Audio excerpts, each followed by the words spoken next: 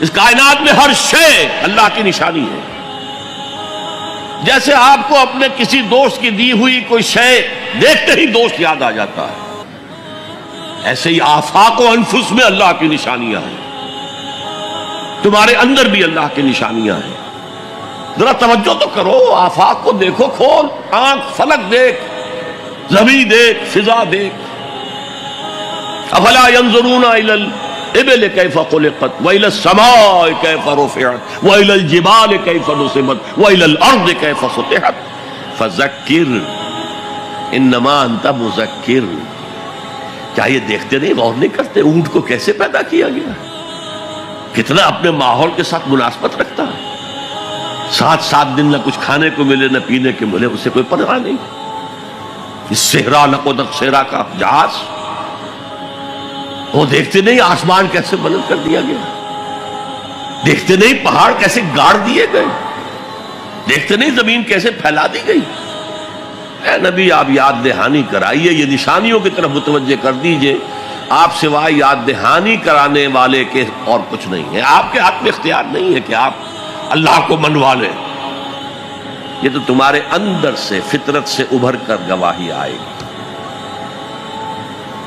اب دیکھیے اس کے لیے آیت جسے میں یہ قرآن مجید کی طویل آیات میں سے جیسے آیت البر ہم نے پڑھی تھی، ان فی خلق السماوات والارض واختلاف اللیل والنہار والفلک التی تجری فی البحر بما ينفع الناس وما انزل اللہ من السماء من ماء فاحیا به الارض من بعد موتها وبث فیها من کل دابۃ وتصریف الریاح والسحاب المسخر بین السماء والارض لآیات لقوم یعقلون.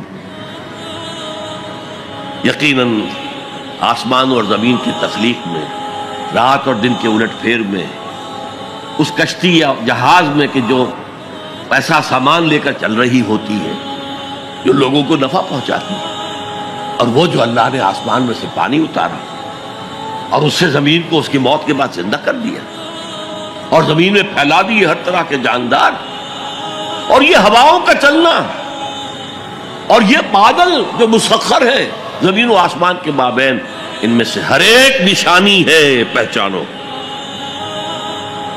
کیا مطلب؟ تم نے کسی مصور کی تصویر دیکھی، تعریف تصویر کی کرتے ہو یا مصور کی کرتے ہو؟ مصور کا کمال ہے، تصویر میں کیا ہے؟ ہاں وہ اپنے منہ سے بول رہی ہے، اپنی زبان حال سے اپنے بنانے اپنے مصور کی تعریف کر رہی ہے. تو کائنات کا ذرہ ذرہ اللہ تعالیٰ کی نشانیوں پر ہے. شیخ سعدی نے کہا، بڑا پیارا شعر ہے، برگ درختان سبز در نظر ہوشیار ہر ورق دفترست از معرفت کردگار. یہ جو سبز درختوں کے پتے ہیں، ایک نگاہ ہوشیار جو کہ ان کی حقیقت کو پہچان سکے، اس کے نزدیک ہر پتا معرفت کردگار کا ایک بہت بڑا دفتر ہے. اور آج ہمیں معلوم ہے ہر پتا ایک فیکٹری ہے، فوٹو سنتھسس کا عمل اس میں ہو رہا ہے، سورج کی انرجی کو جذب کیا جا رہا ہے. برگ درختان سبز در نظر ہوشیار ہر ورق دفترست از معرفت کردگار. وہ جو آیت میں نے آپ کو سنائی اسے میں نے نام دیا ہے آیت الآیات. اتنی آفاقی آیات کسی اور آیت میں جمع نہیں کی گئی جتنا بڑا گلدستہ ہے یہاں. ان فی خلق السماوات والارض واختلاف اللیل والنہار والفلک التی تجری فی البحر بما ينفع الناس وما انزل اللہ من السماء من ماء فاحیا به الارض بعد موتها وبث فیها من کل دابۃ وتصریف الریاح والسحاب المسخر بین السماء والارض لآیات لقوم یعقلون. دوسری طرف تمہارے اندر بھی ہے، سنوریہم آیاتنا فی الآفاق وفی انفسہم. بے دل نے خوب کہا تھا، یہ چوٹی کے شعراء میں سے رہے ہندوستان کے، یہاں تک کہ غالب کو کہنا پڑا کہ طرز بے دل میں ریختہ لکھنا اسد اللہ خان قیامت ہے. آسان نہیں ہے طرز بے دل میں اردو میں شاعری کرنا.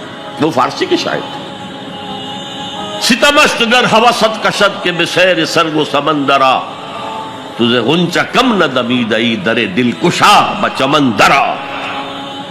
کتنے ستم کی بات ہے. تمہاری خواہش آمادہ کرتی ہے کہ چلو چمن میں دیکھو، پھولوں کی بہار دیکھو، درختوں کی بہار دیکھو، گھاس کے اوپر چہل قدمی کرو. ارے تم خود ایک پھول سے زیادہ کھلے ہوئے ہو. کبھی اپنے دل کا دروازہ کھول کر اس میں داخل ہو کر اپنے حسن معنوی کا مشاہدہ کرو. ستمست گر حوست کشد کہ بسیر سر و سمندرا تجھے غنچہ کم نہ دمیدئی. دمکتا ہوا غنچہ ہو تم خود، در دل کشا بچمن درا. آیات الہیہ اندر بھی موجود.